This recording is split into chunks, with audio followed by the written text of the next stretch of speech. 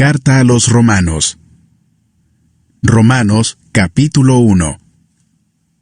Pablo, siervo de Cristo Jesús, llamado a ser apóstol, apartado para anunciar el Evangelio de Dios, que por medio de sus profetas ya había prometido en las Sagradas Escrituras. Este Evangelio habla de su Hijo, que según la naturaleza humana era descendiente de David, pero que según el Espíritu de Santidad fue designado con poder Hijo de Dios por la resurrección. Él es Jesucristo nuestro Señor. Por medio de Él, y en honor a su nombre, recibimos el don apostólico para persuadir a todas las naciones que obedezcan a la fe. Entre ellas están incluidos también ustedes, a quienes Jesucristo ha llamado. Les escribo a todos ustedes, los amados de Dios que están en Roma, que han sido llamados a ser santos. Que Dios nuestro Padre y el Señor Jesucristo les conceda gracia y paz. En primer lugar, doy gracias a mi Dios por medio de Jesucristo por todos ustedes, pues en el mundo entero se habla bien de su fe. Dios, a quien sirvo de corazón predicando el Evangelio de su Hijo, me es testigo de que los recuerdo a ustedes sin cesar. Siempre pido en mis oraciones que, si es la voluntad de Dios, por fin se me abra ahora el camino para ir a visitarlos. Tengo muchos deseos de verlos para impartirles algún don espiritual que los fortalezca. Mejor dicho, para que unos a otros nos animemos con la fe que compartimos. Quiero que sepan, hermanos, que aunque hasta ahora no he podido visitarlos, muchas veces me he propuesto hacerlo, para recoger algún fruto entre ustedes, tal como lo he recogido entre las otras naciones. Estoy en deuda con todos, sean cultos o incultos, instruidos o ignorantes. De allí mi gran anhelo de predicarles el Evangelio también a ustedes que están en Roma. A la verdad, no me avergüenzo del Evangelio, pues es poder de Dios para la salvación de todos los que creen, de los judíos primeramente, pero también de los gentiles. De hecho, en el Evangelio se revela la justicia que proviene de Dios, la cual es por fe de principio a fin, tal como está escrito: el justo vivirá por la fe. Ciertamente, la ira de Dios viene revelándose desde el cielo contra toda impiedad e injusticia de los seres humanos, que con su maldad obstruyen la verdad. Me explico. Lo que se puede conocer acerca de Dios es evidente para ellos, pues Él mismo se lo ha revelado, porque desde la creación del mundo, las cualidades invisibles de Dios, es decir, su eterno poder y su naturaleza divina, se perciben claramente a través de lo que Él creó, de modo que nadie tiene excusa. A pesar de haber conocido a Dios, no lo glorificaron como a Dios ni le dieron gracias, sino que se extraviaron en sus inútiles razonamientos, y se les oscureció su insensato corazón. Aunque afirmaban ser sabios, se volvieron necios y cambiaron la gloria del Dios inmortal por imágenes que eran réplicas del hombre mortal, de las aves, de los cuadrúpedos y de los reptiles.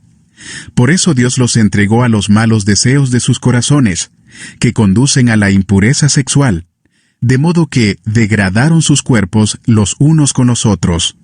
Cambiaron la verdad de Dios por la mentira, adorando y sirviendo a los seres creados antes que al Creador, quien es bendito por siempre. Amén. Por tanto, Dios los entregó a pasiones vergonzosas. En efecto, las mujeres cambiaron las relaciones naturales por las que van contra la naturaleza. Asimismo, los hombres dejaron las relaciones naturales con la mujer y se encendieron en pasiones lujuriosas los unos con los otros. Hombres con hombres cometieron actos indecentes, y en sí mismos recibieron el castigo que merecía su perversión. Además, como estimaron que no valía la pena tomar en cuenta el conocimiento de Dios, Él a su vez los entregó a la depravación mental, para que hicieran lo que no debían hacer. Se han llenado de toda clase de maldad, perversidad, avaricia y depravación. Están repletos de envidia, homicidios, disensiones, engaño y malicia. Son chismosos, calumniadores, enemigos de Dios, insolentes, soberbios y arrogantes. Se ingenian maldades, se rebelan contra sus padres. Son insensatos, desleales, insensibles, despiadados. Saben bien que, según el justo decreto de Dios, quienes practican tales cosas merecen la muerte. Sin embargo, no solo siguen practicándolas, sino que incluso aprueban a quienes las practican. Romanos capítulo 2. Por tanto, no tienes excusa tú, quien quiera que seas, cuando juzgas a los demás, pues al juzgar a otros te condenas a ti mismo, ya que practicas las mismas cosas. Ahora bien, sabemos que el juicio de Dios contra los que practican tales cosas se basa en la verdad. ¿Piensas entonces que vas a escapar del juicio de Dios, tú que juzgas a otros y sin embargo haces lo mismo que ellos? ¿No ves que desprecias las riquezas de la bondad de Dios, de su tolerancia y de su paciencia, al no reconocer que su bondad quiere llevarte al arrepentimiento? Pero por tu obstinación y por tu corazón empedernido, sigues acumulando castigo contra ti mismo para el día de la ira, cuando Dios revelará su justo juicio. Porque Dios pagará a cada uno según lo que merezcan sus obras. Él dará vida eterna a los que, perseverando en las buenas obras, buscan gloria, honor e inmortalidad. Pero los que por egoísmo rechazan la verdad para aferrarse a la maldad, recibirán el gran castigo de Dios. Habrá sufrimiento y angustia para todos los que hacen el mal, los judíos primeramente y también los gentiles. Pero gloria, honor y paz para todos los que hacen el bien, los judíos primeramente y también los gentiles. Porque con Dios no hay favoritismos. Todos los que han pecado sin conocer la ley también perecerán sin la ley, y todos los que han pecado conociendo la ley, por la ley serán juzgados, porque Dios no considera justos a los que oyen la ley, sino a los que la cumplen. De hecho, cuando los gentiles, que no tienen la ley, cumplen por naturaleza lo que la ley exige, ellos son ley para sí mismos, aunque no tengan la ley. Estos muestran que llevan escrito en el corazón lo que la ley exige, como lo atestigua su conciencia, pues sus propios pensamientos algunas veces los acusan y otras veces los excusan. Así sucederá el día en que, por medio de Jesucristo, Dios juzgará los secretos de toda persona, como lo declara mi Evangelio. Ahora bien, tú que llevas el nombre de judío, que dependes de la ley y te jactas de tu relación con Dios, que conoces su voluntad y sabes discernir lo que es mejor porque eres instruido por la ley, que estás convencido de ser guía de los ciegos y luz de los que están en la oscuridad, instructor de los ignorantes, maestros de los sencillos, pues tienes en la ley la esencia misma del conocimiento y de la verdad. En fin, tú que enseñas a otros, ¿no te enseñas a ti mismo? ¿Tú que predicas contra el robo, robas? ¿Tú que dices que no se debe cometer adulterio, adulteras? ¿Tú que aborreces a los ídolos, robas de sus templos? ¿Tú que te jactas de la ley, deshonras a Dios quebrantando la ley? Así está escrito: por causa de ustedes se blasfema el nombre de Dios entre los gentiles. La circuncisión tiene valor si observas la ley, pero si la quebrantas, vienes a ser como un incircunciso. Por lo tanto, si los gentiles cumplen los requisitos de la ley, ¿no se les considerará como si estuvieran circuncidados? El que no está físicamente circuncidado, pero obedece la ley, te condenará a ti, que a pesar de tener el mandamiento escrito y la circuncisión, quebrantas la ley. Lo exterior no hace a nadie judío, ni consiste la circuncisión en una señal en el cuerpo. El verdadero judío lo es interiormente, y la circuncisión es la del corazón, la que realiza el espíritu, no el mandamiento escrito. Al que es judío así, lo alaba Dios y no la gente. Romanos capítulo 3. Entonces, ¿qué se gana con ser judío o qué valor tiene la circuncisión? Mucho, desde cualquier punto de vista. En primer lugar, a los judíos se les confiaron las palabras mismas de Dios. Pero entonces, si a algunos les faltó la fe, ¿acaso su falta de fe anula la fidelidad de Dios? De ninguna manera. Dios es siempre veraz. Aunque el hombre sea mentiroso, así está escrito. Por eso, eres justo en tu sentencia, y triunfarás cuando te juzguen. Pero, si nuestra injusticia pone de relieve la justicia de Dios, ¿qué diremos? ¿Qué Dios es injusto al descargar sobre nosotros su ira? Hablo en términos humanos. De ninguna manera. Si así fuera, ¿cómo podría Dios juzgar al mundo? Alguien podría objetar, si mi mentira destaca la verdad de Dios y así aumenta su gloria, ¿por qué todavía se me juzga como pecador? ¿Por qué no decir, hagamos lo malo para que venga lo bueno? Así nos calumnian algunos, asegurando que eso es lo que enseñamos. Pero bien merecida se tiene en la condenación. ¿A qué conclusión llegamos? ¿Acaso los judíos somos mejores? De ninguna manera. Ya hemos demostrado que tanto los judíos como los gentiles están bajo el pecado. Así está escrito. No hay un solo justo, ni siquiera uno. No hay nadie que entienda. Nadie que busque a Dios. Todos se han descarriado, a una se han corrompido. No hay nadie que haga lo bueno. No hay uno solo. Su garganta es un sepulcro abierto. Con su lengua profieren engaños. Veneno de víbora hay en sus labios. Llena está su boca de maldiciones y de amargura. Veloces son sus pies para ir a derramar sangre. Dejan ruina y miseria en sus caminos, y no conocen la senda de la paz. No hay temor de Dios delante de sus ojos. Ahora bien, sabemos que todo lo que dice la ley, lo dice a quienes están sujetos a ella, para que todo el mundo se calle la boca y quede convicto delante de Dios. Por tanto, nadie será justificado en presencia de Dios por hacer las obras que exige la ley. Más bien, mediante la ley cobramos conciencia del pecado. Pero ahora, sin la mediación de la ley, se ha manifestado la justicia de Dios, de la que dan testimonio la ley y los profetas. Esta justicia de Dios llega, mediante la fe en Jesucristo, a todos los que creen.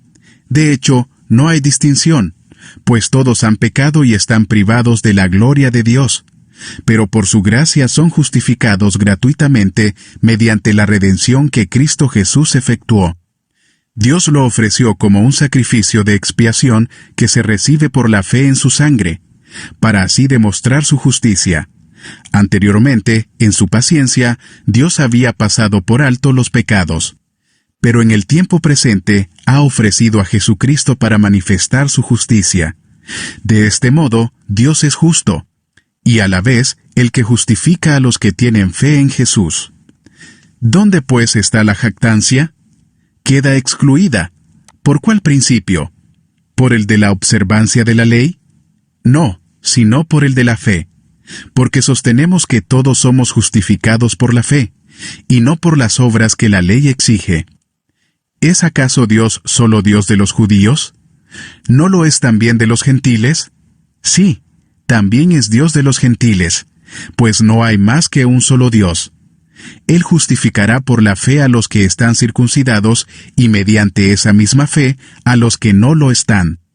¿Quiere decir que anulamos la ley con la fe? De ninguna manera. Más bien, confirmamos la ley. Romanos, capítulo 4. Entonces, ¿qué diremos en el caso de nuestro antepasado Abraham? En realidad, si Abraham hubiera sido justificado por las obras, habría tenido de qué jactarse, pero no delante de Dios. Pues, ¿qué dice la Escritura? Le creyó Abraham a Dios, y esto se le tomó en cuenta como justicia. Ahora bien, cuando alguien trabaja, no se le toma en cuenta el salario como un favor, sino como una deuda. Sin embargo, al que no trabaja, sino que cree en el que justifica al malvado, se le toma en cuenta la fe como justicia. David dice lo mismo cuando habla de la dicha de aquel a quien Dios le atribuye justicia sin la mediación de las obras. Dichosos aquellos a quienes se les perdonan las transgresiones y se les cubren los pecados. Dichoso aquel cuyo pecado el Señor no tomará en cuenta. ¿Acaso se ha reservado esta dicha solo para los que están circuncidados? ¿Acaso no es también para los gentiles? Hemos dicho que a Abraham se le tomó en cuenta la fe como justicia. ¿Bajo qué circunstancias sucedió esto? ¿Fue antes o después de ser circuncidado? Antes, y no después. Es más, cuando todavía no estaba circuncidado. recibió la señal de la circuncisión como sello de la justicia que se le había tomado en cuenta por la fe. Por tanto, Abraham es padre de todos los que creen, aunque no hayan sido circuncidados, y a estos se les toma en cuenta su fe como justicia. Y también es padre de aquellos que, además de haber sido circuncidados, siguen las huellas de nuestro padre Abraham, quien creyó cuando todavía era incircunciso. En efecto, no fue mediante la ley como Abraham y su descendencia recibieron la promesa de que él sería heredero del mundo, sino mediante la fe, la cual se le tomó en cuenta como justicia. Porque si los que viven por la ley fueran los herederos, entonces la fe no tendría ya ningún valor y la promesa no serviría de nada. La ley, en efecto, acarrea castigo. Pero donde no hay ley, tampoco hay transgresión. Por eso la promesa viene por la fe, a fin de que por la gracia quede garantizada para toda la descendencia de Abraham. Esta promesa no es sólo para los que son de la ley, sino para los que son también de la fe de Abraham, quien es el Padre que tenemos en común delante de Dios, tal como está escrito: Te he confirmado como Padre de muchas naciones. Así que Abraham creyó en el Dios que da vida a los muertos y que llama las cosas que no son como si ya existieran.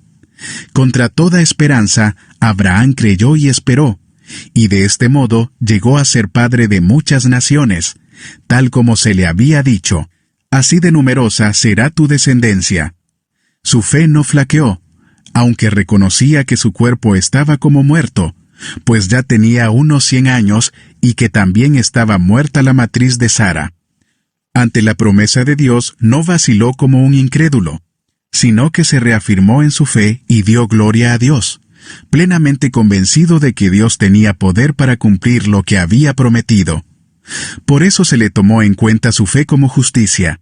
Y esto de que se le tomó en cuenta no se escribió solo para Abraham, sino también para nosotros.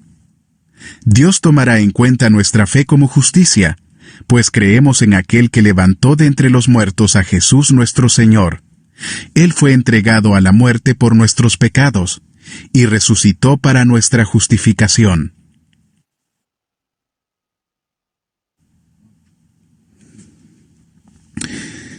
Romanos capítulo 5. En consecuencia, ya que hemos sido justificados mediante la fe, tenemos paz con Dios por medio de nuestro Señor Jesucristo. También por medio de Él y mediante la fe, tenemos acceso a esta gracia en la cual nos mantenemos firmes. Así que nos regocijamos en la esperanza de alcanzar la gloria de Dios. Y no solo en esto, sino también en nuestros sufrimientos, porque sabemos que el sufrimiento produce perseverancia. La perseverancia, entereza de carácter. La entereza de carácter, esperanza. Y esta esperanza no nos defrauda, porque Dios ha derramado su amor en nuestro corazón por el Espíritu Santo que nos ha dado. A la verdad, como éramos incapaces de salvarnos, en el tiempo señalado Cristo murió por los malvados. Difícilmente habrá quien muera por un justo, aunque tal vez haya quien se atreva a morir por una persona buena. Pero Dios demuestra su amor por nosotros en esto, en que cuando todavía éramos pecadores, Cristo murió por nosotros. Y ahora que hemos sido justificados por su sangre, con cuánta más razón por medio de él seremos salvados del castigo de Dios. Porque si, cuando éramos enemigos de Dios, fuimos reconciliados con él mediante la muerte de su Hijo, con cuánta más razón, habiendo sido reconciliados, seremos salvados por su vida. Y no solo esto, sino que también nos regocijamos en Dios por nuestro Señor Jesucristo, pues gracias a Él ya hemos recibido la reconciliación. Por medio de un solo hombre, el pecado entró en el mundo, y por medio del pecado entró la muerte. Fue así como la muerte pasó a toda la humanidad, porque todos pecaron. Antes de promulgarse la ley, ya existía el pecado en el mundo. Es cierto que el pecado no se toma en cuenta cuando no hay ley. Sin embargo, desde Adán hasta Moisés la muerte reinó, incluso sobre los que no pecaron quebrantando un mandato, como lo hizo Adán, quien es figura de aquel que había de venir. Pero la transgresión de Adán no puede compararse con la gracia de Dios, pues si por la transgresión de un solo hombre murieron todos, cuánto más el don que vino por la gracia de un solo hombre, Jesucristo, abundó para todos. Tampoco se puede comparar la dádiva de Dios con las consecuencias del pecado de Adán. El juicio que lleva a la condenación fue resultado de un solo pecado, pero la dádiva que lleva a la justificación tiene que ver con una multitud de transgresiones. Pues, si por la transgresión de un solo hombre reinó la muerte, con mayor razón los que reciben en abundancia la gracia y el don de la justicia reinarán en vida por medio de un solo hombre, Jesucristo. Por tanto, así como una sola transgresión causó la condenación de todos, también un solo acto de justicia produjo la justificación que da vida a todos. Porque así como por la desobediencia de uno solo, muchos fueron constituidos pecadores, también por la obediencia de uno solo, muchos serán constituidos justos. En lo que atañe a la ley, ésta intervino para que aumentara la transgresión, pero allí donde abundó el pecado, sobreabundó la gracia, a fin de que, así como reinó el pecado en la muerte, reine también la gracia que nos trae justificación y vida eterna por medio de Jesucristo, nuestro Señor. Romanos capítulo 6. ¿Qué concluiremos? ¿Vamos a persistir en el pecado para que la gracia abunde? De ninguna manera. Nosotros que hemos muerto al pecado, ¿cómo podemos seguir viviendo en él? ¿Acaso no saben ustedes que todos los que fuimos bautizados para unirnos con Cristo Jesús, en realidad fuimos bautizados para participar en su muerte? Por tanto, mediante el bautismo fuimos sepultados con Él en su muerte, a fin de que, así como Cristo resucitó por el poder del Padre, también nosotros llevemos una vida nueva. En efecto, si hemos estado unidos con Él en su muerte, sin duda también estaremos unidos con Él en su resurrección. Sabemos que nuestra vieja naturaleza fue crucificada con Él para que nuestro cuerpo pecaminoso perdiera su poder, de modo que ya no siguiéramos siendo esclavos del pecado, porque el que muere queda liberado del pecado. Ahora bien, si hemos muerto con Cristo, confiamos que también viviremos con Él, pues sabemos que Cristo, por haber sido levantado de entre los muertos, ya no puede volver a morir. La muerte ya no tiene dominio sobre Él. En cuanto a su muerte, murió al pecado una vez y para siempre. En cuanto a su vida, vive para Dios. De la misma manera, también ustedes considérense muertos al pecado, pero vivos para Dios en Cristo Jesús. Por lo tanto, no permitan ustedes que el pecado reine en su cuerpo mortal, ni obedezcan a sus malos deseos. No ofrezcan los miembros de su cuerpo al pecado como instrumentos de injusticia. Al contrario, ofrézcanse más bien a Dios como quienes han vuelto de la muerte a la vida, presentando los miembros de su cuerpo como instrumentos de justicia. Así el pecado no tendrá dominio sobre ustedes, porque ya no están bajo la ley, sino bajo la gracia. Entonces, ¿qué? ¿Vamos a pecar porque no estamos ya bajo la ley, sino bajo la gracia? De ninguna manera. ¿Acaso no saben ustedes que, cuando se entregan a alguien para obedecerlo, son esclavos de aquel a quien obedecen? Claro que lo son, ya sea del pecado que lleva a la muerte o de la obediencia que lleva a la justicia. Pero gracias a Dios que, aunque antes eran esclavos del pecado, ya se han sometido de corazón a la enseñanza que les fue transmitida. En efecto, habiendo sido liberados del pecado, ahora son ustedes esclavos de la justicia. Hablo en términos humanos por las limitaciones de su naturaleza humana. Antes ofrecían ustedes los miembros de su cuerpo para servir a la impureza, que lleva más y más a la maldad. Ofrézcanlos ahora para servir a la justicia que lleva a la santidad. Cuando ustedes eran esclavos del pecado, estaban libres del dominio de la justicia. ¿Qué fruto cosechaban entonces? Cosas que ahora los avergüenzan y que conducen a la muerte. Pero ahora que han sido liberados del pecado y se han puesto al servicio de Dios, cosechan la santidad que conduce a la vida eterna. Porque la paga del pecado es muerte, mientras que la dádiva de Dios es vida eterna en Cristo Jesús, nuestro Señor. Romanos capítulo 7. Hermanos, les hablo como a quienes conocen la ley. ¿Acaso no saben que uno está sujeto a la ley solamente en vida? Por ejemplo, la casada está ligada por ley a su esposo solo mientras éste vive. Pero, si su esposo muere, ella queda libre de la ley que la unía a su esposo. Por eso, si se casa con otro hombre mientras su esposo vive, se le considera adúltera. Pero, si muere su esposo, ella queda libre de esa ley, y no es adúltera aunque se case con otro hombre. Asimismo, hermanos míos, ustedes murieron a la ley mediante el cuerpo crucificado de Cristo, a fin de pertenecer al que fue levantado de entre los muertos.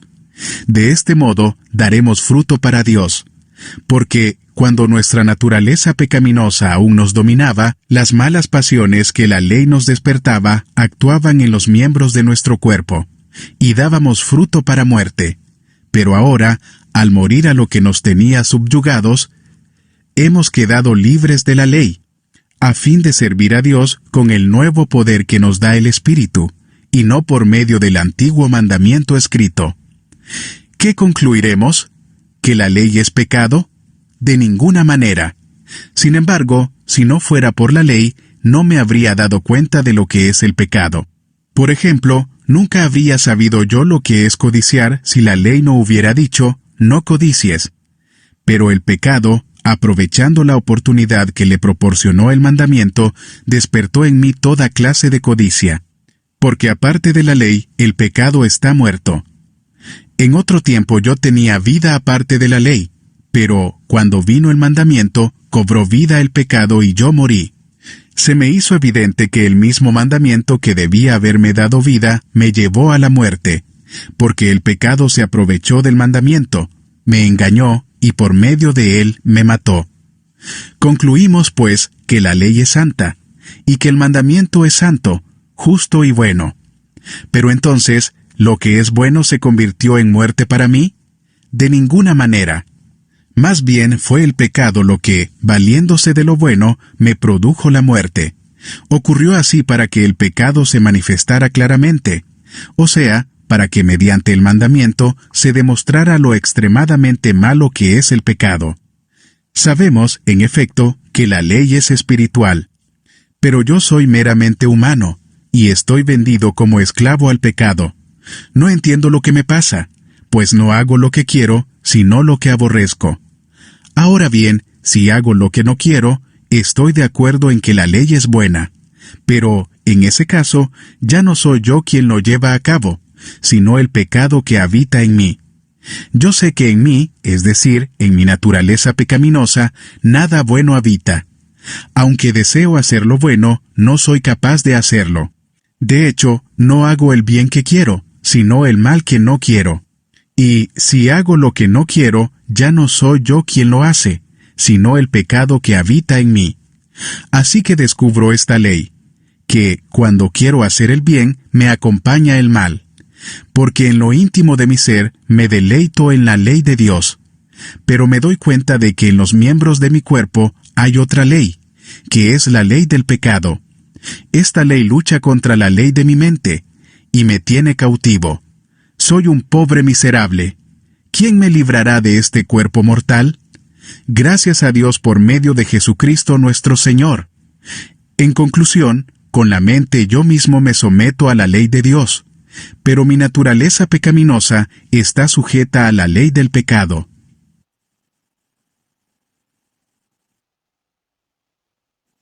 Romanos capítulo 8. Por lo tanto, ya no hay ninguna condenación para los que están unidos a Cristo Jesús, pues por medio de Él, la ley del Espíritu de vida me ha liberado de la ley del pecado y de la muerte. En efecto, la ley no pudo liberarnos porque la naturaleza pecaminosa anuló su poder. Por eso Dios envió a su propio Hijo en condición semejante a nuestra condición de pecadores, para que se ofreciera en sacrificio por el pecado. Así condenó Dios al pecado en la naturaleza humana, a fin de que las justas demandas de la ley se cumplieran en nosotros, que no vivimos según la naturaleza pecaminosa, sino según el Espíritu. Los que viven conforme a la naturaleza pecaminosa fijan la mente en los deseos de tal naturaleza. En cambio, los que viven conforme al Espíritu fijan la mente en los deseos del Espíritu. La mentalidad pecaminosa es muerte, mientras que la mentalidad que proviene del Espíritu es vida y paz. La mentalidad pecaminosa es enemiga de Dios, pues no se somete a la ley de Dios, ni es capaz de hacerlo. Los que viven según la naturaleza pecaminosa no pueden agradar a Dios. Sin embargo, ustedes no viven según la naturaleza pecaminosa, sino según el Espíritu, si es que el Espíritu de Dios vive en ustedes. Y si alguno no tiene el Espíritu de Cristo, no es de Cristo. Pero si Cristo está en ustedes, el cuerpo está muerto a causa del pecado, pero el Espíritu que está en ustedes es vida a causa de la justicia. Y si el Espíritu de aquel que levantó a Jesús de entre los muertos vive en ustedes, el mismo que levantó a Cristo de entre los muertos también dará vida a sus cuerpos mortales por medio de su Espíritu, que vive en ustedes. Por tanto, hermanos, tenemos una obligación, pero no es la de vivir conforme a la naturaleza pecaminosa. Porque si ustedes viven conforme a ella, morirán. Pero si por medio del Espíritu dan muerte a los malos hábitos del cuerpo, vivirán. Porque todos los que son guiados por el Espíritu de Dios son hijos de Dios. Y ustedes no recibieron un espíritu que de nuevo los esclavice al miedo, sino el Espíritu que los adopta como hijos y les permite clamar, Abba, Padre. El Espíritu mismo le asegura a nuestro espíritu que somos hijos de Dios. Y si somos hijos, somos herederos, herederos de Dios y coherederos con Cristo, pues si ahora sufrimos con Él, también tendremos parte con Él en su gloria. De hecho, considero que en nada se comparan los sufrimientos actuales con la gloria que habrá de revelarse en nosotros. La creación aguarda con ansiedad la revelación de los hijos de Dios, porque fue sometida a la frustración. Esto no sucedió por su propia voluntad, sino por la del que así lo dispuso. Pero queda la firme esperanza de que la creación misma ha de ser liberada de la corrupción que la esclaviza, para así alcanzar la gloriosa libertad de los hijos de Dios. Sabemos que toda la creación todavía gime a una, como si tuviera dolores de parto, y no solo ella, sino también nosotros mismos, que tenemos las primicias del Espíritu, gemimos interiormente, mientras aguardamos nuestra adopción como hijos, es decir, la redención de nuestro cuerpo. Porque en esa esperanza fuimos salvados, pero la esperanza que se ve ya no es esperanza. ¿Quién espera lo que ya tiene? Pero si esperamos lo que todavía no tenemos, en la espera mostramos nuestra constancia. Asimismo, en nuestra debilidad el Espíritu acude a ayudarnos. No sabemos qué pedir, pero el Espíritu mismo intercede por nosotros con gemidos que no pueden expresarse con palabras.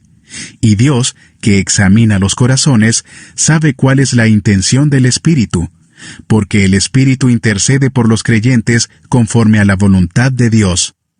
Ahora bien, sabemos que Dios dispone todas las cosas para el bien de quienes lo aman, los que han sido llamados de acuerdo con su propósito. Porque a los que Dios conoció de antemano, también los predestinó a ser transformados según la imagen de su Hijo, para que Él sea el primogénito entre muchos hermanos. A los que predestinó, también los llamó. A los que llamó, también los justificó. Y a los que justificó, también los glorificó. ¿Qué diremos frente a esto? Si Dios está de nuestra parte, ¿quién puede estar en contra nuestra? El que no escatimó ni a su propio Hijo, sino que lo entregó por todos nosotros. ¿Cómo no habrá de darnos generosamente, junto con Él, todas las cosas? ¿Quién acusará a los que Dios ha escogido? Dios es el que justifica. ¿Quién condenará?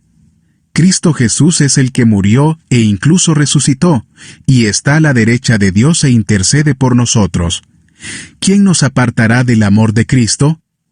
¿La tribulación o la angustia, la persecución, el hambre, la indigencia, el peligro o la violencia? Así está escrito: por tu causa siempre nos llevan a la muerte, Nos tratan como a ovejas para el matadero. Sin embargo, en todo esto, somos más que vencedores, por medio de aquel que nos amó. Pues estoy convencido de que ni la muerte ni la vida, ni los ángeles ni los demonios, ni lo presente ni lo porvenir, ni los poderes, ni lo alto ni lo profundo, ni cosa alguna en toda la creación podrá apartarnos del amor que Dios nos ha manifestado en Cristo Jesús, nuestro Señor. Romanos capítulo 9. Digo la verdad en Cristo. No miento. Mi conciencia me lo confirma en el Espíritu Santo. Me invade una gran tristeza y me embarga un continuo dolor. Desearía yo mismo ser maldecido y separado de Cristo por el bien de mis hermanos, los de mi propia raza, el pueblo de Israel. De ellos son la adopción como hijos, la gloria divina, los pactos, la ley, el privilegio de adorar a Dios y el de contar con sus promesas. De ellos son los patriarcas, y de ellos, según la naturaleza humana, nació Cristo, quien es Dios sobre todas las cosas. Alabado sea por siempre. Amén. Ahora bien, no digamos que la palabra de Dios ha fracasado. Lo que sucede es que no todos los que descienden de Israel son Israel. Tampoco por ser descendientes de Abraham son todos hijos suyos. Al contrario, tu descendencia se establecerá por medio de Isaac. En otras palabras, los hijos de Dios no son los descendientes naturales. Más bien, se considera descendencia de Abraham a los hijos de la promesa. Y la promesa es esta: dentro de 1 año vendré, y para entonces Sara tendrá un hijo. No solo eso, también sucedió que los hijos de Rebeca tuvieron un mismo padre, que fue nuestro antepasado Isaac. Sin embargo, antes de que los mellizos nacieran o hicieran algo bueno o malo, y para confirmar el propósito de la elección divina, no en base a las obras, sino al llamado de Dios, se le dijo a ella: el mayor servirá al menor. Y así está escrito: amé a Jacob, pero aborrecí a Esaú. ¿Qué concluiremos? ¿Acaso es Dios injusto? De ninguna manera. Es un hecho que a Moisés le dice: tendré clemencia de quien yo quiera tenerla, y seré compasivo con quien yo quiera serlo. Por lo tanto, la elección no depende del deseo ni del esfuerzo humano, sino de la misericordia de Dios. Porque la Escritura le dice al faraón: te he levantado precisamente para mostrar en ti mi poder, y para que mi nombre sea proclamado por toda la tierra.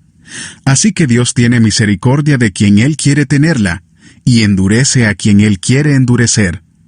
Pero tú me dirás: entonces, ¿por qué todavía nos echa la culpa a Dios? ¿Quién puede oponerse a su voluntad? Respondo: ¿quién eres tú para pedirle cuentas a Dios? ¿Acaso le dirá la olla de barro al que la modeló: ¿por qué me hiciste así? ¿No tiene derecho el alfarero de hacer del mismo barro unas vasijas para usos especiales y otras para fines ordinarios? ¿Y qué si Dios, queriendo mostrar su ira y dar a conocer su poder, soportó con mucha paciencia a los que eran objeto de castigo y estaban destinados a la destrucción? ¿Qué si lo hizo para dar a conocer sus gloriosas riquezas a los que eran objeto de su misericordia y a quienes de antemano preparó para esa gloria? Esos somos nosotros, a quienes Dios llamó no solo de entre los judíos, sino también de entre los gentiles. Así lo dice Dios en el libro de Oseas: llamaré mi pueblo a los que no son mi pueblo, y llamaré mi amada a la que no es mi amada. Y sucederá que en el mismo lugar donde se les dijo: ustedes son mi pueblo, serán llamados hijo del Dios viviente. Isaías, por su parte, proclama respecto de Israel: aunque los israelitas sean tan numerosos como la arena del mar, solo el remanente será salvo, porque plenamente y sin demora el Señor cumplirá su sentencia en la tierra. Así había dicho Isaías: si el Señor Todopoderoso no nos hubiera dejado descendientes, seríamos ya como Sodoma, nos pareceríamos a Gomorra. ¿Qué concluiremos? Pues que los gentiles, que no buscaban la justicia, la han alcanzado. Me refiero a la justicia que es por la fe. En cambio, Israel, que iba en busca de una ley que le diera justicia, no ha alcanzado esa justicia. ¿Por qué no? porque no la buscaron mediante la fe, sino mediante las obras, como si fuera posible alcanzarla así. Por eso tropezaron con la piedra de tropiezo, como está escrito: Miren que pongo en Sión una piedra de tropiezo, y una roca que hace caer, pero el que confíe en él no será defraudado. Romanos capítulo 10. Hermanos, el deseo de mi corazón y mi oración a Dios por los israelitas es que lleguen a ser salvos. Puedo declarar en favor de ellos que muestran celo por Dios, pero su celo no se basa en el conocimiento. No conociendo la justicia que proviene de Dios y procurando establecer la suya propia, no se sometieron a la justicia de Dios. De hecho, Cristo es el fin de la ley, para que todo el que cree reciba la justicia. Así describe Moisés la justicia que se basa en la ley. Quien practique estas cosas vivirá por ellas. Pero la justicia que se basa en la fe afirma: no digas en tu corazón, ¿quién subirá al cielo? Es decir, para hacer bajar a Cristo. ¿O quién bajará al abismo? Es decir, para hacer subir a Cristo de entre los muertos. ¿Qué afirma entonces? La palabra está cerca de ti, la tienes en la boca y en el corazón. Esta es la palabra de fe que predicamos, que si confiesas con tu boca que Jesús es el Señor y crees en tu corazón que Dios lo levantó de entre los muertos, serás salvo. Porque con el corazón se cree para ser justificado, pero con la boca se confiesa para ser salvo. Así dice la Escritura: todo el que confíe en Él no será jamás defraudado. No hay diferencia entre judíos y gentiles, pues el mismo Señor es Señor de todos y bendice abundantemente a cuantos lo invocan. Porque todo el que invoque el nombre del Señor será salvo. Ahora bien, ¿cómo invocarán a aquel en quien no han creído? ¿Y cómo creerán en aquel de quien no han oído? ¿Y cómo oirán si no hay quien les predique? ¿Y quién predicará sin ser enviado? Así está escrito: qué hermoso es recibir al mensajero que trae buenas nuevas. Sin embargo, no todos los israelitas aceptaron las buenas nuevas. Isaías dice: Señor, ¿quién ha creído a nuestro mensaje? Así que la fe viene como resultado de oír el mensaje, y el mensaje que se oye es la palabra de Cristo. Pero pregunto, ¿acaso no oyeron? Claro que sí. Por toda la tierra se difundió su voz. Sus palabras llegan hasta los confines del mundo. Pero insisto, ¿acaso no entendió Israel? En primer lugar, Moisés dice: yo haré que ustedes sientan envidia de los que no son nación. Voy a irritarlos con una nación insensata. Luego Isaías se atreve a decir: dejé que me hallaran los que no me buscaban. Me di a conocer a los que no preguntaban por mí. En cambio, respecto de Israel dice: todo el día extendí mis manos hacia un pueblo desobediente y rebelde. Romanos capítulo 11. Por lo tanto, pregunto, ¿acaso rechazó Dios a su pueblo? De ninguna manera. Yo mismo soy israelita, descendiente de Abraham, de la tribu de Benjamín. Dios no rechazó a su pueblo, al que de antemano conoció. ¿No saben lo que relata la Escritura en cuanto a Elías? Acusó a Israel delante de Dios: Señor, han matado a tus profetas y han derribado tus altares. Yo soy el único que ha quedado con vida, y ahora quieren matarme a mí también. ¿Y qué le contestó la voz divina? He apartado para mí 7,000 hombres, los que no se han arrodillado ante Baal. Así también hay en la actualidad un remanente escogido por gracia. Y si es por gracia, ya no es por obras, porque en tal caso la gracia ya no sería gracia. ¿Qué concluiremos? Pues que Israel no consiguió lo que tanto deseaba, pero sí lo consiguieron los elegidos. Los demás fueron endurecidos, como está escrito: Dios les dio un espíritu insensible, ojos con los que no pueden ver y oídos con los que no pueden oír, hasta el día de hoy. Y David dice: que sus banquetes se les conviertan en red y en trampa, en tropezadero y en castigo, que se les nublen los ojos para que no vean, y se encorven sus espaldas para siempre. Ahora pregunto, ¿Acaso tropezaron para no volver a levantarse? De ninguna manera. Más bien, gracias a su transgresión, ha venido la salvación a los gentiles, para que Israel sienta celos. Pero, si su transgresión ha enriquecido al mundo, es decir, si su fracaso ha enriquecido a los gentiles, ¿cuánto mayor será la riqueza que su plena restauración producirá? Me dirijo ahora a ustedes, los gentiles. Como apóstol que soy de ustedes, le hago honor a mi ministerio, pues quisiera ver si de algún modo despierto los celos de mi propio pueblo, para así salvar a algunos de ellos. Pues, si el haberlos rechazado dio como resultado la reconciliación entre Dios y el mundo, ¿no será su restitución una vuelta a la vida? Si se consagra la parte de la masa que se ofrece como primicias, también se consagra toda la masa. Si la raíz es santa, también lo son las ramas. Ahora bien, es verdad que algunas de las ramas han sido desgajadas, y que tú, siendo de olivo silvestre, has sido injertado entre las otras ramas. Ahora participas de la savia nutritiva de la raíz del olivo. Sin embargo, no te vayas a creer mejor que las ramas originales. Y si te jactas de ello, ten en cuenta que no eres tú quien nutre a la raíz, sino que es la raíz la que te nutre a ti. Tal vez dirás, desgajaron unas ramas para que yo fuera injertado. De acuerdo, pero ellas fueron desgajadas por su falta de fe, y tú por la fe te mantienes firme. Así que no seas arrogante, sino temeroso, porque si Dios no tuvo miramientos con las ramas originales, tampoco los tendrá contigo. Por tanto, considera la bondad y la severidad de Dios. Severidad hacia los que cayeron y bondad hacia ti.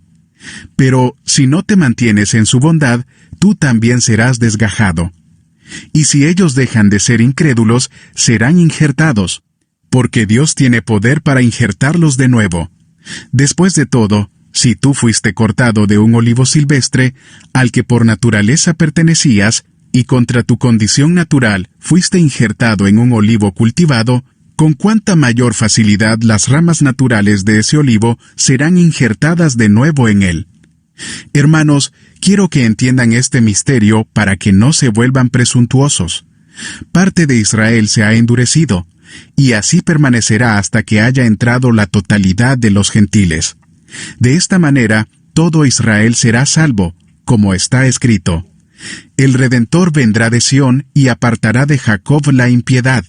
Y este será mi pacto con ellos cuando perdone sus pecados. Con respecto al Evangelio, los israelitas son enemigos de Dios para bien de ustedes. Pero, si tomamos en cuenta la elección, son amados de Dios por causa de los patriarcas, porque las dádivas de Dios son irrevocables, como lo es también su llamamiento. De hecho, en otro tiempo ustedes fueron desobedientes a Dios, pero ahora, por la desobediencia de los israelitas, han sido objeto de su misericordia. Asimismo, estos que han desobedecido recibirán misericordia ahora, como resultado de la misericordia de Dios hacia ustedes. En fin, Dios ha sujetado a todos a la desobediencia, con el fin de tener misericordia de todos. Qué profundas son las riquezas de la sabiduría y del conocimiento de Dios. Qué indescifrables sus juicios e impenetrables sus caminos. ¿Quién ha conocido la mente del Señor o quién ha sido su consejero? ¿Quién le ha dado primero a Dios para que luego Dios le pague?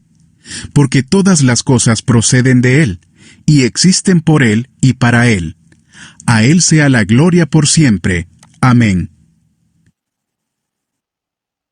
Romanos capítulo 12. Por lo tanto, hermanos, tomando en cuenta la misericordia de Dios, les ruego que cada uno de ustedes, en adoración espiritual, ofrezca su cuerpo como sacrificio vivo, santo y agradable a Dios. No se amolden al mundo actual, sino sean transformados mediante la renovación de su mente.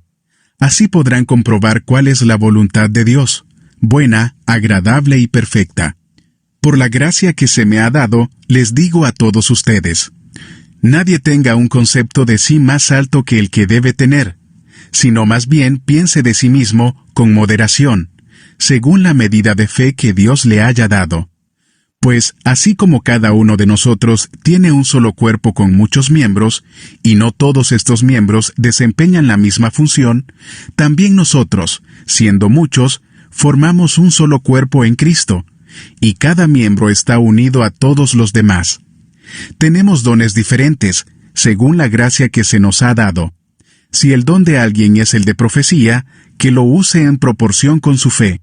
Si es el de prestar un servicio, que lo preste. Si es el de enseñar, que enseñe.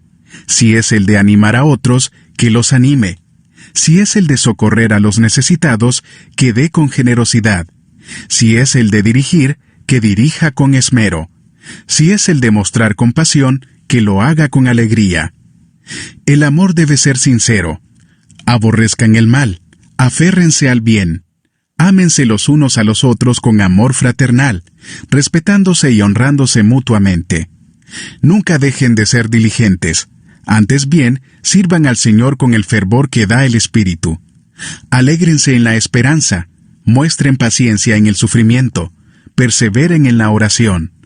Ayuden a los hermanos necesitados. Practiquen la hospitalidad. Bendigan a quienes los persigan. Bendigan y no maldigan. Alégrense con los que están alegres. Lloren con los que lloran. Vivan en armonía los unos con los otros. No sean arrogantes, sino háganse solidarios con los humildes. No se crean los únicos que saben. No paguen a nadie mal por mal. Procuren hacer lo bueno delante de todos. Si es posible, y en cuanto dependa de ustedes, vivan en paz con todos. No tomen venganza, hermanos míos, sino dejen el castigo en las manos de Dios, porque está escrito: Mía es la venganza, yo pagaré, dice el Señor. Antes bien, si tu enemigo tiene hambre, dale de comer. Si tiene sed, dale de beber.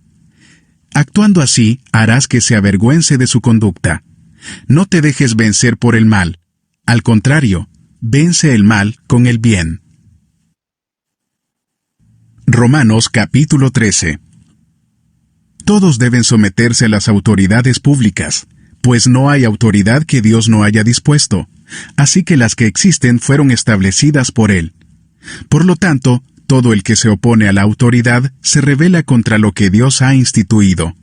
Los que así proceden recibirán castigo, porque los gobernantes no están para infundir terror a los que hacen lo bueno, sino a los que hacen lo malo. ¿Quieres librarte del miedo a la autoridad? Haz lo bueno, y tendrás su aprobación, pues está al servicio de Dios para tu bien. Pero si haces lo malo, entonces debes tener miedo. No en vano lleva la espada, pues está al servicio de Dios para impartir justicia y castigar al malhechor. Así que es necesario someterse a las autoridades no solo para evitar el castigo, sino también por razones de conciencia. Por eso mismo pagan ustedes impuestos, pues las autoridades están al servicio de Dios, dedicadas precisamente a gobernar. Paguen a cada uno lo que le corresponda. Si deben impuestos, paguen los impuestos. Si deben contribuciones, paguen las contribuciones. Al que deban respeto, muéstrenle respeto. Al que deban honor, ríndanle honor.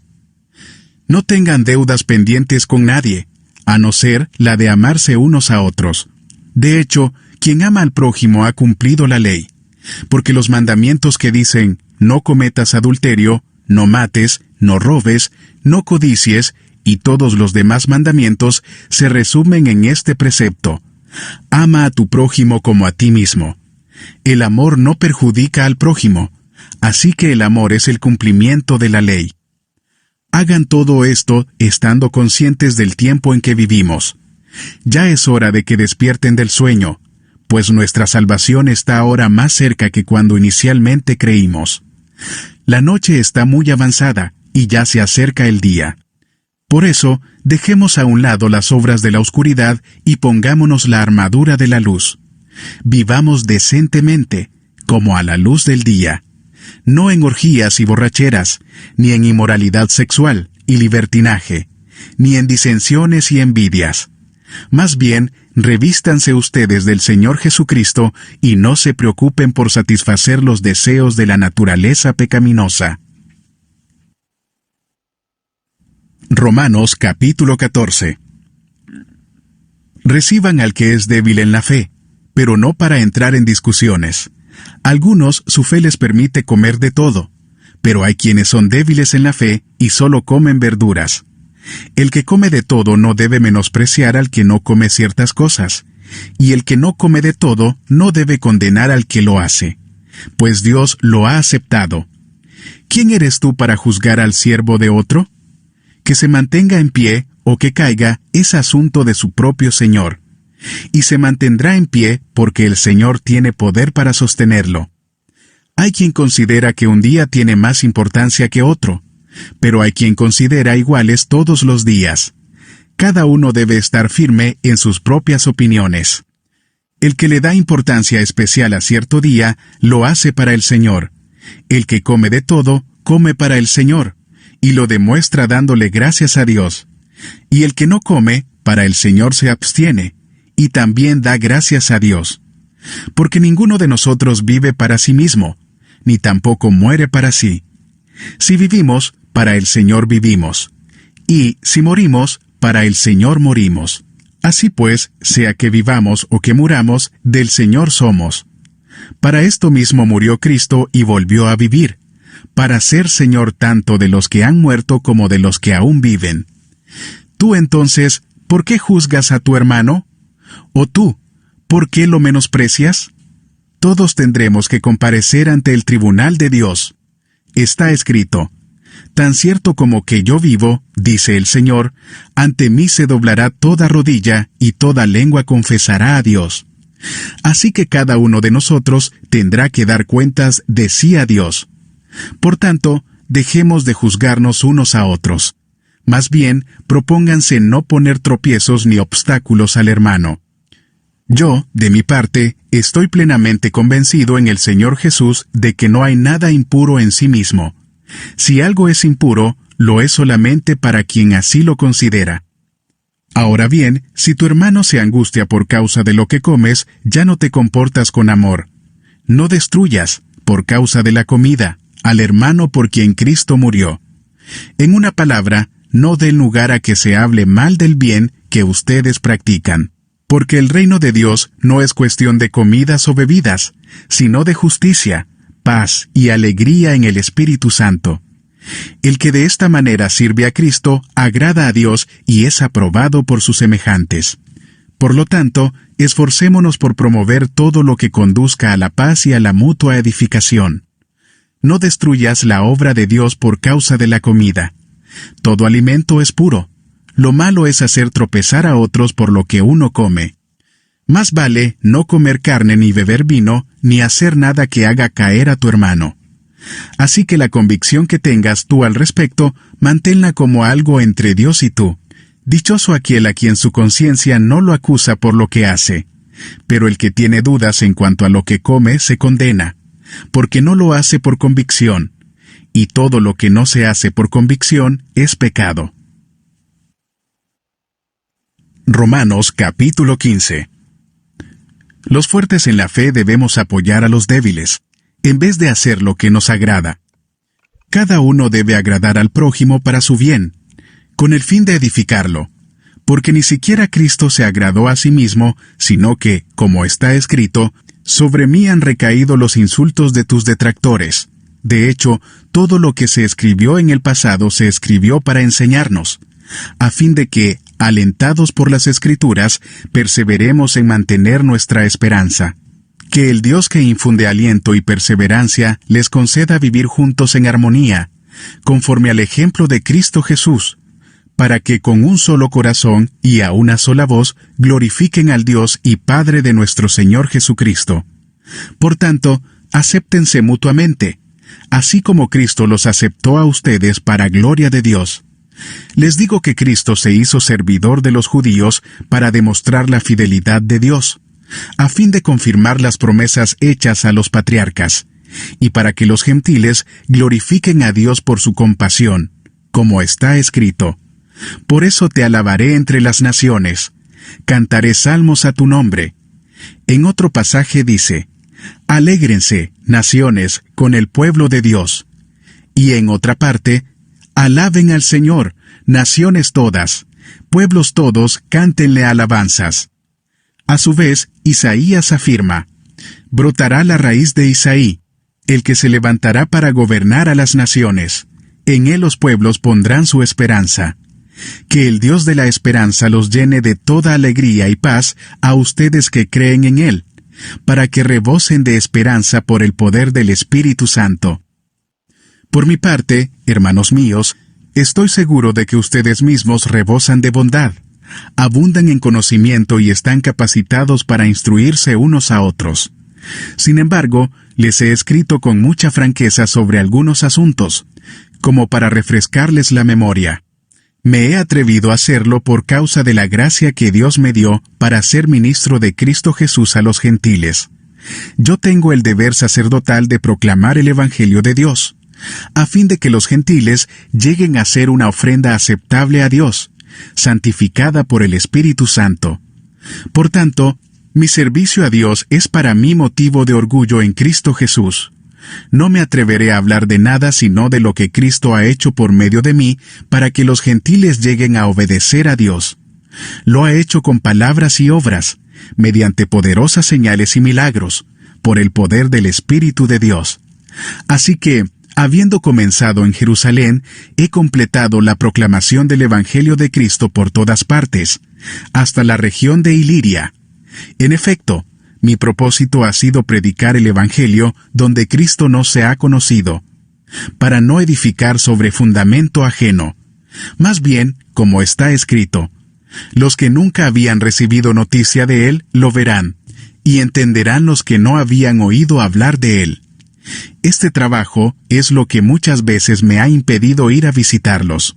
Pero ahora que ya no me queda un lugar donde trabajar en estas regiones, y como desde hace muchos años anhelo verlos, tengo planes de visitarlos cuando vaya rumbo a España. Espero que, después de que haya disfrutado de la compañía de ustedes por algún tiempo, me ayuden a continuar el viaje. Por ahora, voy a Jerusalén para llevar ayuda a los hermanos, ya que Macedonia y Acaya tuvieron a bien hacer una colecta para los hermanos pobres de Jerusalén. Lo hicieron de buena voluntad, aunque en realidad era su obligación hacerlo, porque si los gentiles han participado de las bendiciones espirituales de los judíos, están en deuda con ellos para servirles con las bendiciones materiales. Así que, una vez que yo haya cumplido esta tarea y entregado en sus manos este fruto, saldré para España y de paso los visitaré a ustedes. Sé que, cuando los visite, iré con la abundante bendición de Cristo. Les ruego, hermanos, por nuestro Señor Jesucristo y por el amor del Espíritu, que se unan conmigo en esta lucha y que oren a Dios por mí. Pídanle que me libre de caer en manos de los incrédulos que están en Judea, y que los hermanos de Jerusalén reciban bien la ayuda que les llevo. De este modo, por la voluntad de Dios, llegaré a ustedes con alegría y podré descansar entre ustedes por algún tiempo. El Dios de paz sea con todos ustedes. Amén. Romanos capítulo 16. Les recomiendo a nuestra hermana Febe, diaconisa de la iglesia de Cencreas. Les pido que la reciban dignamente en el Señor, como conviene hacerlo entre hermanos en la fe. Préstenle toda la ayuda que necesite, porque ella ha ayudado a muchas personas, entre las que me cuento yo. Saluden a Priscila y a Aquila, mis compañeros de trabajo en Cristo Jesús. Por salvarme la vida, ellos arriesgaron la suya. Tanto yo como todas las iglesias de los gentiles les estamos agradecidos. Saluden igualmente a la iglesia que se reúnen en la casa de ellos. Saluden a mi querido hermano Epeneto, el primer convertido a Cristo en la provincia de Asia. Saluden a María, que tanto ha trabajado por ustedes. Saluden a Andrónico y a Junías, mis parientes y compañeros de cárcel, destacados entre los apóstoles y convertidos a Cristo antes que yo. Saluden a Amplias, mi querido hermano en el Señor. Saluden a Urbano, nuestro compañero de trabajo en Cristo, y a mi querido hermano Estaquis. Saluden a Apeles, que ha dado tantas pruebas de su fe en Cristo. Saluden a los de la familia de Aristóbulo. Saluden a Herodión, mi pariente. Saluden a los de la familia de Narciso, fieles en el Señor. Saluden a Trifena y a Trifosa, las cuales se esfuerzan trabajando por el Señor. Saluden a mi querida hermana Pérsida, que ha trabajado muchísimo en el Señor. Saluden a Rufo, distinguido creyente, y a su madre, que ha sido también como una madre para mí. Saluden a Asíncrito, a Flegonte, a Hermes, a Patrobas, a Hermas, y a los hermanos que están con ellos. Saluden a Filólogo, a Julia, a Nereo, y a su hermana, a Olimpias y a todos los hermanos que están con ellos. Salúdense unos a otros con un beso santo. Todas las iglesias de Cristo les mandan saludos. Les ruego, hermanos, que se cuiden de los que causan divisiones y dificultades, y van en contra de lo que a ustedes se les ha enseñado. Apártense de ellos. Tales individuos no sirven a Cristo nuestro Señor, sino a sus propios deseos. Con palabras suaves y lisonjeras engañan a los ingenuos. Es cierto que ustedes viven en obediencia, lo que es bien conocido de todos y me alegra mucho. Pero quiero que sean sagaces para el bien e inocentes para el mal. Muy pronto el Dios de paz aplastará a Satanás bajo los pies de ustedes. Que la gracia de nuestro Señor Jesús sea con ustedes. Saludos de parte de Timoteo, mi compañero de trabajo, como también de Lucio, Jasón y Sosípater, mis parientes. Yo, Tercio, que escribo esta carta, los saludo en el Señor. Saludos de parte de Gayo, de cuya hospitalidad disfrutamos yo y toda la iglesia de este lugar. También les mandan saludos Erasto, que es el tesorero de la ciudad, y nuestro hermano Cuarto. El Dios eterno ocultó su misterio durante largos siglos, pero ahora lo ha revelado por medio de los escritos proféticos, según su propio mandato, para que todas las naciones obedezcan a la fe, al que puede fortalecerlos a ustedes conforme a mi evangelio y a la predicación acerca de Jesucristo, al único sabio Dios. Sea la gloria para siempre por medio de Jesucristo. Amén.